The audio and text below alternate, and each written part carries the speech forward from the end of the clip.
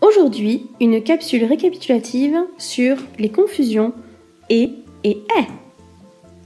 Leçon et pour commencer. Tout d'abord, l'infinitif. L'infinitif des verbes du premier groupe en ER, c'est la forme du verbe tout nu.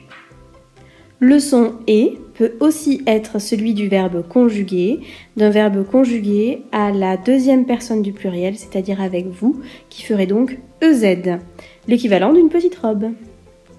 Le participe passé est un accessoire. En effet, il peut être utilisé comme un adjectif, les enfants amusés. Ici, on mettra ES.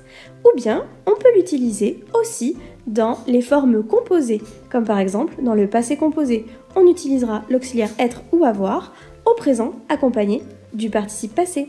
Attention, avec l'auxiliaire être et dans d'autres circonstances, il s'accorde. Le son est à présent. L'imparfait a ses formes en est, AIS, AIT, AIUNT. C'est l'équivalent d'une belle robe longue, car vous le savez, l'imparfait est utilisé pour les descriptions et les actions longues. Le passé simple, lui, c'est l'équivalent d'un short. Il va très vite. D'ailleurs, on utilise la forme est seulement pour la première personne du singulier, c'est-à-dire je, et les verbes du premier groupe. Exemple, je mangeais.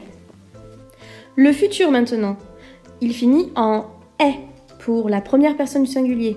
Je mangerai à la cantine. Demain, je mangerai à la cantine.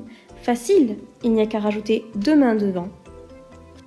Dernière partie, en ré, le conditionnel. Ça a l'air d'être un gros mot comme ça, mais détrompez-vous. Le conditionnel, c'est tout simplement un mode virtuel. On ne sait pas si ça va se produire. J'aimerais, AIS, gagner au loto, par exemple.